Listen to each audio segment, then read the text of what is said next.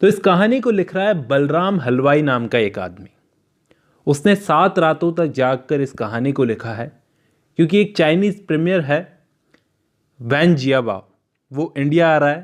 तो बलराम हलवाई इस लेटर में लिखता है कि सर, मेरा नाम है बलराम हलवाई, मैं एक रिक्शा चलाने वाले का बेटा था। मैंने बहुत सारी नौकरियां की है इंडिया में।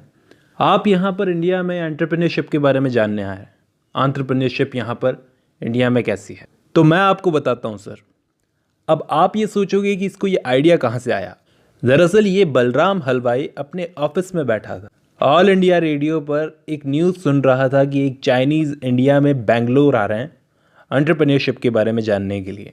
एंटरप्रेन्योरशिप का मतलब होता है एक आदमी जिसने अपना खुद का बिजनेस स्टार्ट करके बहुत पैसा कमा लिया और अपना एक खुद का बहुत बड़ा बिजनेस खड़ा कर लिया, जैसे कि ओयो का बिजनेस है और भी बहुत सारे बिजनेस है। तो ये एक लेटर लिखता है उस चाइनीज़ को कि सर, मैं चाहता हूँ कि आप मेरी स्टोरी जानो, जिससे आपको इंडिया की रियल एंटरप्रेन्योरशिप के बारे में आपको पता चलेगा। बड़े बड़े लीडर्स मुझे आपसे मिलने नहीं देंगे, इसलिए मैं आपको लेटर लिख रहा हूँ। वैसे मैं आपसे मिलकर आपको ये स्टोरी सुना सकता था। अब मुझे इतनी अंग्रेज़ी तो आती नहीं सर, और जहाँ तक मैं जानता हूँ आपको भी नहीं आती, आप भी चाइनीज़ ही बोलते हैं। लेकिन जितनी भी मैंने अपनी अंग्रेज़ी सीखी है सब अपने मालिकों से सीखी है, जिनके लिए मैं ड्राइवरी का काम करता था, पिंकी मैडम और अशोक सर। सर, मैं इतना बड़ा बिजनेसमैन तो हूँ नहीं, लेकिन फिर भी मैं आपको बताता हूँ कि कैसे मैंने वो सब सीखा जो हमारी कंट्री में पढ़े लिखे लोग भी नहीं सीख पाते हैं।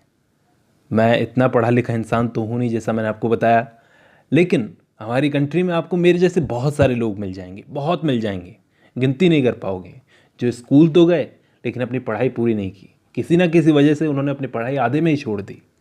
ऐसे लोग जिन्होंने किताबों में जो कुछ भी पढ़ा थोड़ा बहुत, वो आगे जाकर अपनी लाइफ में भूल गए।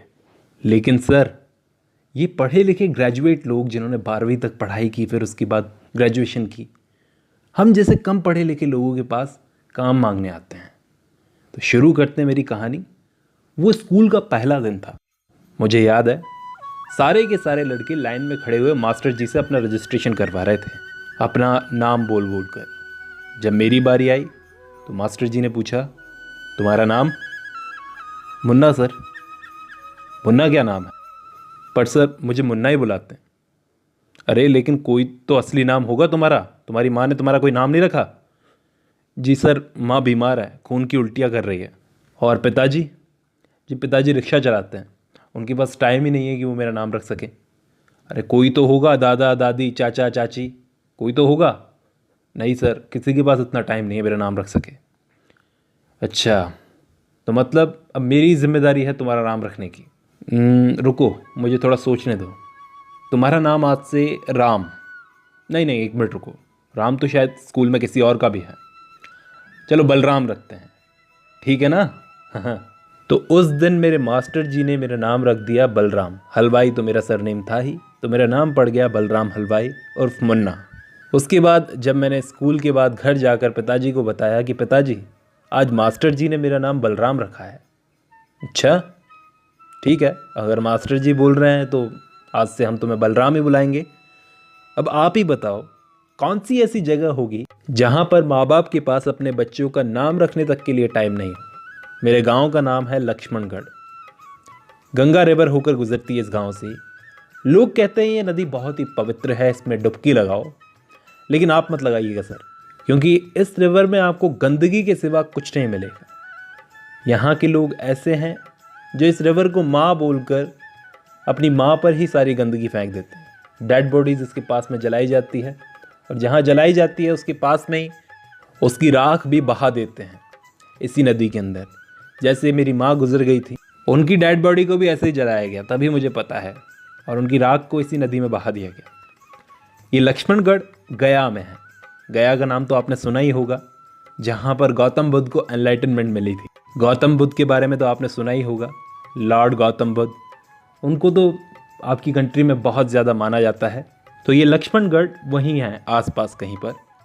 ये एक ऐसा गांव है जहाँ पर बिजली भी है, पानी भी है, बच्चों को खाना भी मिलता है और बहुत सारी फैसिलिटीज़ हैं। पढ़ने के लिए स्कूल्स हैं, मिड डे मील्स मिलती हैं, लेकिन सिर्फ और सिर्फ गवर्नमेंट के पेपर्स में। रियलिटी कुछ और ही है। ऐसा कुछ भी नहीं है सर, यहाँ पर सिर्फ गवर्नमेंट के पेपर्स में आपको देखने को मिलेगा। मेरे फादर का नाम है मिस्टर विक्रम हलवाई। हाँ जी, मैं उनको मिस्टर विक्रम हलवाई ज़रूर बोलना चाहूँगा, क्योंकि भले ही वो रिक्शा चलाते थे, लेकिन मेरे लिए वो एक जेंटलमैन से कम नहीं। मेरे लिए वो जेंटलमैन थे, हैं और रहेंगे, क्योंकि उन्होंने वो सब किया जो एक बाप को करना चाहिए अपने बच्चों के लिए। वो ना होते तो शायद आज मैं यहाँ पहुँचकर आपको लेटर ना लिख रहा होता। हमारे यहाँ पर लैंडलॉर्ड्स थे जिनकी वजह से हमारा घर चल रहा था। तो जो मेरे फादर रिक्शा चलाते थे वो किसी एक लैंडलॉर्ड की मेहरबानी पर। मेरे फादर चाहते थे कि कम से कम मैं अपनी पढ़ाई पूरी करूं। मेरी दादी मुझे स्कूल भेजने को तैयार नहीं थी, वो रोकती रहती थी कि 4 पैसे कमा लेगा, लेकिन मेरे फादर चाहते थे कि मैं पढूं, एक बड़ा आदमी बनूं, क्योंकि वो नहीं चाहते थे कि ज़िंदगी भर जैसे उन्होंने रिक्शा चलाया मैं भी उनकी तरह रिक्शा चलाऊं। लेकिन मेरी दादी बोलती थी कि चाय की दुकान पर काम करवा दो, 4 पैसे आएंगे घर में। मेरे फादर बोलते थे कि मैंने अपनी पूरी ज़िंदगी गधों की तरह काम किया है, गधों की तरह रिक्शा चलाई है, गधों की तरह जिया हूँ, लेकिन मैं चाहता हूँ तुम कम से कम इंसान वाली ज़िंदगी जियो। उस वक्त सर मुझे ये बात समझ में नहीं आई अपने फादर की, वो क्या कहना चाह रहे थे। एक्चुअली हुआ ये था कि हमारे गांव का एक लड़का बस में कंडक्टर की जॉब लग गई उसकी।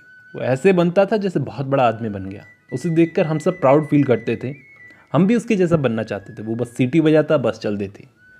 मैं भी बनना चाहता था सर। वो मेरे लिए फर्स्ट एंटरप्रेन्योर था जिसके हाथ में इतनी पावर हो, एक सीटी बजाते ही बस चल देती थी। हम चाहते थे कि वो भी हमें अपनी बस में बैठाए, लेकिन वो नहीं बैठाता था। अब जिस सरकारी स्कूल में मैं पढ़ता था उस स्कूल में बच्चों को मिड डे मील मिलनी चाहिए थी, लेकिन नहीं मिलती थी, क्योंकि लंच का सारा पैसा हमारे टीचर चोरी कर लेते थे। लेकिन उनके पास भी एक वैलिड रीज़न था। उनके पास इस बात का ये जवाब होता था कि 6 महीनों से हमें हमारी सैलरी नहीं मिली तो हम क्या करें।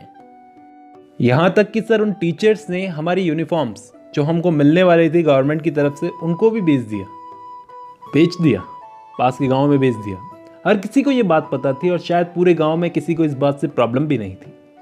लेकिन एक दिन एक सूट बूट पहने गांव में एक आदमी आया, शायद वो कोई ऑफिसर था। दरअसल ये इंस्पेक्शन करने आया था, ये इंस्पेक्टर था और स्कूल की हालत देखने आया था। अचानक वो जब स्कूल में घुसा तो उसने पूरे स्कूल का सर्वे किया और वहाँ के टीचर्स को पूरे स्कूल की हालत दिखाई। यहाँ थूकते हो तुम लोग, ये क्या हालत है, खिड़कियाँ दरवाजे सब टूटे पड़े। फिर वो चौक लेकर एक ब्लैक बोर्ड के पास में आया, पूरी क्लास के स्टूडेंट से कोई सेंटेंस लिखा ब्लैक बोर्ड पर और बच्चों से पूछा, पढ़ने को कहा, पढ़ के दिखाओ। लेकिन कोई पढ़ नहीं पाया। फिर मेरा नंबर आया, टीचर ने कहा कि उस बच्चे से पूछो। तो मुझसे पूछा उस इंस्पेक्टर ने। उन्होंने मुझसे कुछ सवाल पूछे जो मैंने जवाब दे दिए, तो उनको लगा रटे रटाए जवाब दे रहा है। फिर उन्होंने पूछा गौतम बुद्ध कौन थे, ये क्या टाइम लिखा हुआ है। जो भी सवाल उन्होंने मुझसे पूछे मैंने सही सही जवाब दे दिया। तब वो इंस्पेक्टर बोला, अरे तुम इन बेवकूफ़ बच्चों के बीच में एक इंटेलिजेंट और शार्प माइंड के लड़के हो। तुमको पता है एक जंगल में एक जानवर होता है, रेयर होता है, बहुत ज़्यादा, बहुत कम पाया जाता है, वाइट टाइगर। तो बेटा तुम इन स्कूल के बच्चों के बीच में, ये बेवकूफ़ बच्चों के बीच में वाइट टाइगर जैसे हो। मैं पटना के एक हाई स्कूल में जाकर लिखूंगा कि तुम्हें अच्छी एजुकेशन मिलनी चाहिए। कहने का मतलब वो कह रहे थे तुम्हें स्कॉलरशिप मिलनी चाहिए, जो एजुकेशन तुम डिजर्व करते हो तो मैं दिलवाऊंगा तुम्हें स्कॉलरशिप। इतना कहकर वो जाते जाते मुझे महात्मा गांधी की एक बुक दे करके गए।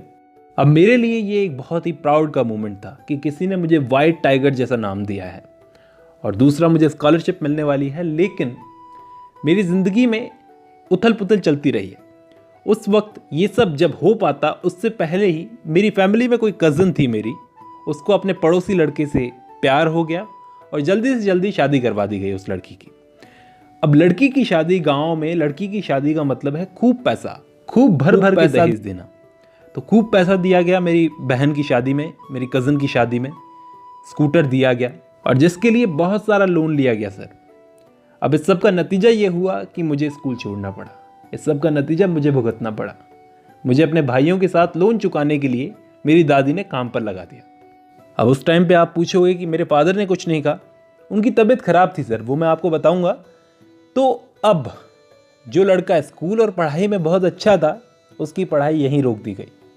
मेरा कज़न किशन मुझे अपने साथ काम पर ले जाता, वहाँ मुझे कोयले तोड़ने पड़ते, चाय की दुकान पर काम करता। तो उस वक्त स्कूल के साथी वहाँ से निकलते थे, मेरे स्कूल के साथी, और मेरा मजाक बनाते थे, देखो वाइट टाइगर कोयला तोड़ रहा है। यहीं तक था सर मेरा स्कूल। अब मेरे काम करने के दिन थे, जो कि बहुत ही शर्म की बात थी कि इतनी सी उम्र में मुझसे काम करवाया जा रहा था। स्कूल के बच्चे मजाक उड़ाते जब मैं टेबल को साफ करता था वहाँ पर।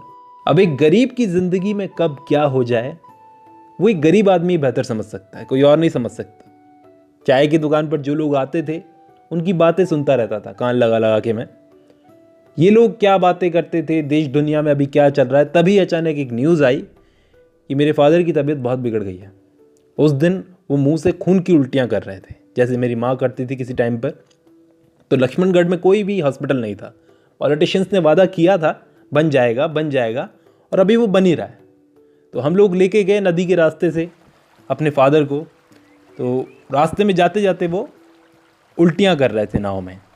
तो उस वक्त हमने नदी के पानी से बार बार उनकी खून की उल्टी को धोया, उनके मुंह को धोया, लेकिन वो पानी इतना गंदा था कि उस गंदे पानी की वजह से और ज़्यादा उनको उल्टी हो रही थी। फिर हमारे पहुंचने पर हमारे फादर के किसी दोस्त ने, जो कि रिक्शा चलाता था उनकी तरह, किसी गवर्नमेंट हॉस्पिटल में ले गया। वो ख़राब सी हालत थी, बाहर गाय बैठी हुई थी, गंदगी पड़ी थी, और हॉस्पिटल की तो क्या बताऊं, अंदर से डॉक्टर था नहीं।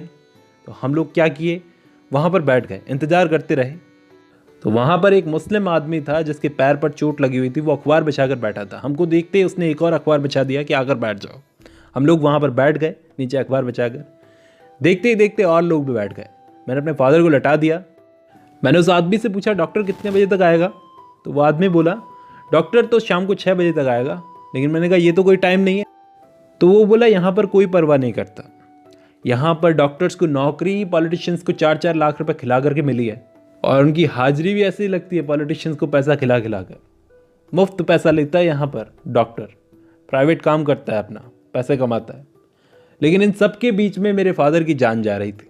शाम 6 बजे तक डॉक्टर नहीं आया, और उस वक्त मेरे पिताजी मेरी आंखों के सामने गुजर गए खून की उल्टियाँ करते करते। हम लोग पिताजी की डेड बॉडी को घर ले आए, अंतिम संस्कार हुआ, और इसके बाद किशन की भी शादी हो गई। लक्ष्मणगढ़ में जो मैं चाय की दुकान पर काम करता था, उस चाय की दुकान पर काम करते करते मैं ग्राहकों की बात ज़्यादा सुनता था। तो मालिक आकर के मुझे थप्पड़ लगा देता था बार बार, इसलिए उसने मुझे काम से भी निकाल दिया। लक्ष्मणगढ़ में किसी ने मुझे काम नहीं दिया। इसलिए हम तीनों भाइयों को किशन की शादी के बाद में धनबाद भेज दिया गया कि वहाँ पर जाके कमाओ। वहाँ पर मैं माइंस में काम करता था, कोयले की माइंस में। लेकिन वहाँ पर भी किशन बहुत अच्छा काम करता था। मैं तो क्या करता था, चाय की दुकान पर बैठे ग्राहकों की बातें सुनता था। ऐसे ही बातें सुनते सुनते एक दिन 2 आदमी चाय की दुकान पर आए। वो लोग आपस में बातें कर रहे थे, तो मैं सुनने लगा। उन 2 लोगों की बातों ने मेरी आगे की ज़िंदगी बदल के रख दी, जो कि हम नेक्स्ट वीडियो में डिस्कस करेंगे।